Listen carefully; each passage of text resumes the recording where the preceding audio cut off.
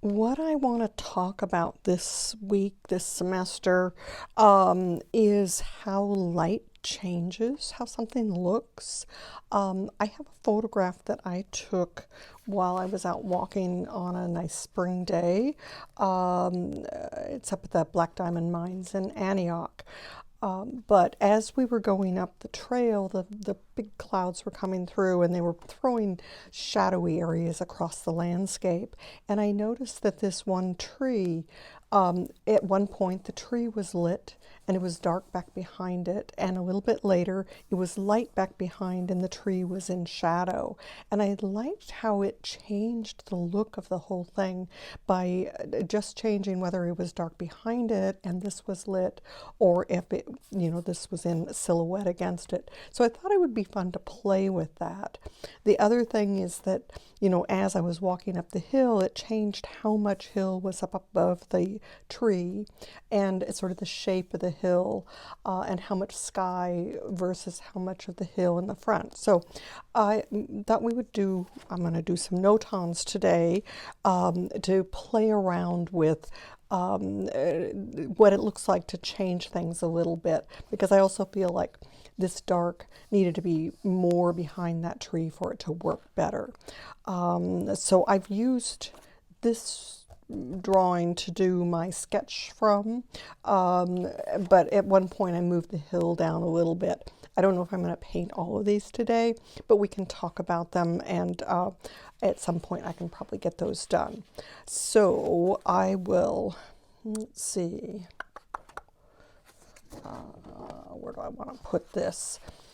If I put it here, I'm going to be dripping paint on it, but you'll be able to see it while I'm working. So maybe I'll just leave it right there. Okay. So what I want to do is we're just going to work in black and white. Not going to get any of that color in there. And I'm going to start by putting just a mid-tone. We're going to do 3 tones, a mid-tone, light, and dark. And so I'm going to start by just putting a mid-tone across both of these 2 pieces, and then we'll let it dry, and I'll come back in and we'll do a little bit more. Okay, I just want to get that off that edge. Okay, so we're going to do mid-tone in here across the whole thing. And I've put some resist on the tree and these front bushes to keep them light. I'm going to add a little bit of water to that because I want this mid-tone not dark. And the sky actually has a little bit of color to it as well,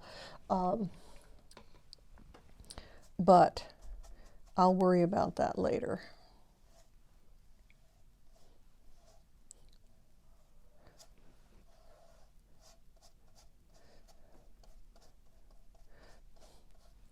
To move this around a little bit because some of that was starting to dry a little bit and was going to show, because I want that just to be sort of evenly mid-tone. Okay, and that will dry, and then I'll come back and I will do the darker area back behind there. And I'm going to do the same thing down in here.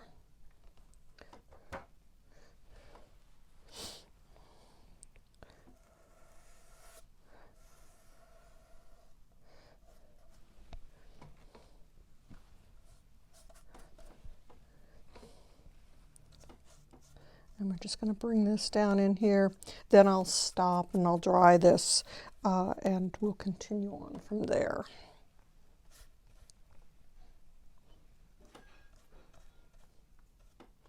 I'm doing my brush marks to follow the contour of those hills so that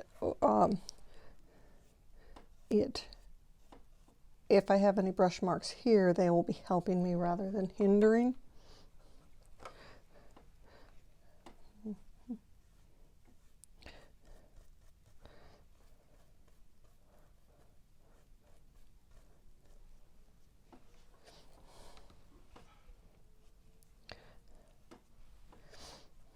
There actually is a little bit more darkness in a few spots.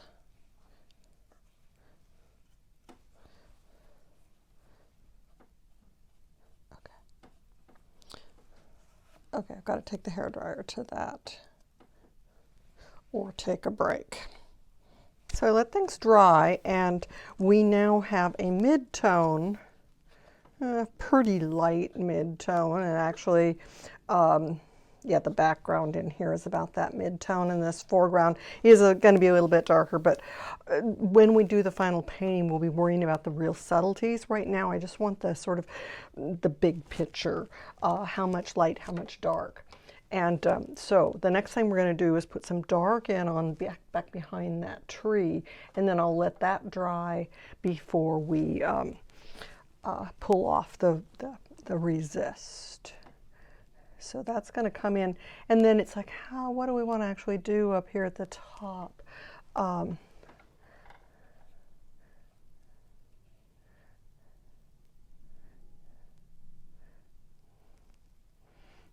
There is a little bit of subtlety here as it hits this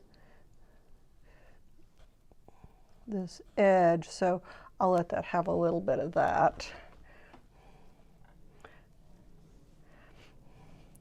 And the thing that was sort of interesting about these clouds is that they created a soft edge on them. So I'm going to come in and I'm going to soften that edge. And I'm going to take that even a little higher above that. And I want to sort of follow the contour of that hill. It's going to come right into this edge.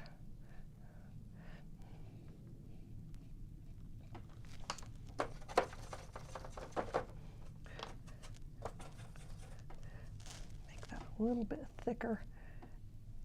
Just added a little bit more pigment to my mixture to make that a little bit thicker.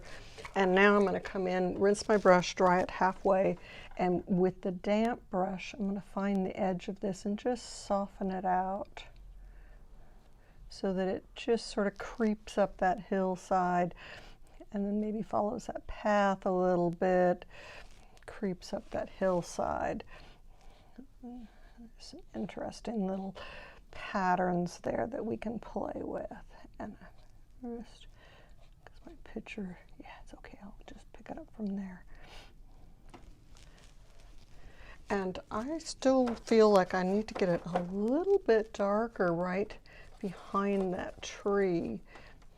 Let's just thicken up that pigment just a little bit. I'm mixing this with ultramarine blue and burnt sienna.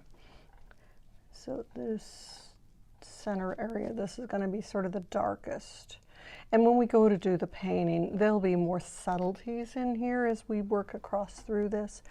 But I like this feeling that maybe we can get this, the light and dark game going. Okay, so now this is light all through that back, and we're only going to go dark on this foreground.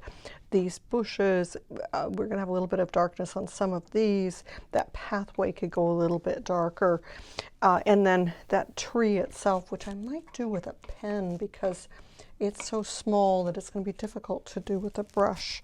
And yes, I have a marking pen here I could use. Okay, so this foreground is going dark. Make sure that my head doesn't get in here. I think I'm doing okay on that head. And I can get the beginnings of this tree with my brush. And then there are some bushes here. So we're just sort of tying anything that's almost the same shade together into a unit. And that's why these bushes are, even though they might vary a little bit down there in the final, I'm not varying them right now.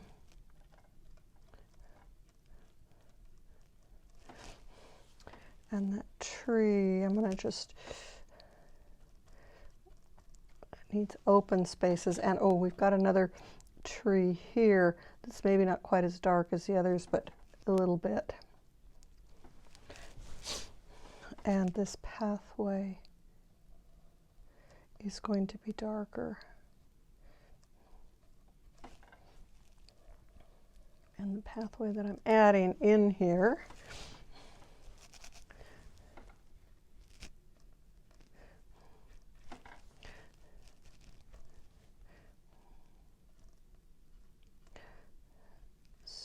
do some of these with the tip of my brush. It's if I don't hold this up and just use the very tip, these branches are going to be way too fat. And then just some little bits of. And after this dries, I can come back in with a pen and really make that tree dark, make it black. Okay, but we're already sort of seeing this thing of the silhouette of these trees against a lighter background. And there's a medium bush right there. There are some other subtleties that I'm just not going to worry about right now. Although one of them I do want to put in here, and that's this feeling of this shift.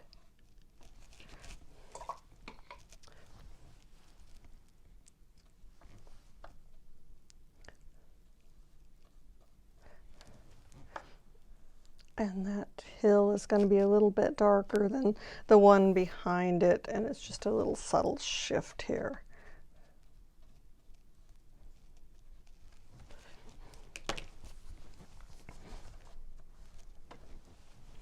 Okay. I'm going to have to let that dry. Once it's dry, then I can come in and darken the dark part of the tree even more, and we can lift off the light part of that and see what happened.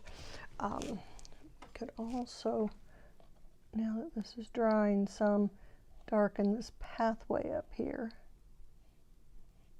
Although we might be sorry because I see it's trying to bleed.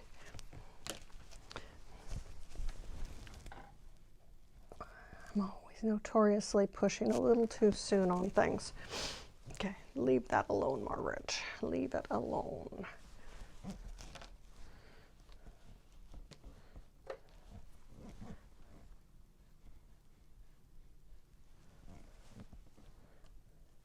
Simple little noton, and then, you know, when final painting we'll do a lot more fancy stuff. Let this totally dry before I try and lift any of this masking fluid off. So I've got my lifting tool. Let me get this laying flat so I can really press on that. All right, so let's see how things go here. I had quite a bit of soap on my brush. I was afraid that maybe it was going to thin this masking fluid, and it might have. Didn't look very thick on there. But we are getting our light spots there. If I were doing the final painting, I might not be happy with this, but this is just a sketch. So if it's not perfect, it doesn't matter that much. And we were going to put just a little bit more dark on those, down on this here. And I was going to say, should I do it with the pen? I could. Let's just come in here with the pen.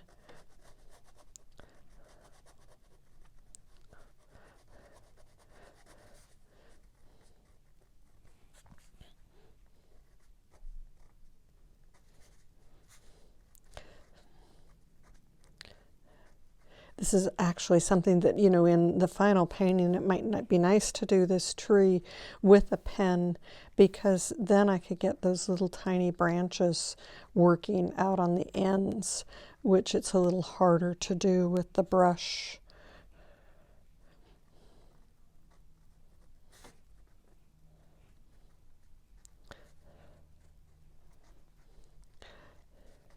The oak trees are really sort of interesting that way. Just getting that feeling of a little bit darker. I don't want to get too into this, because really what I want to show here is, and then this tree actually has a few darker places on it.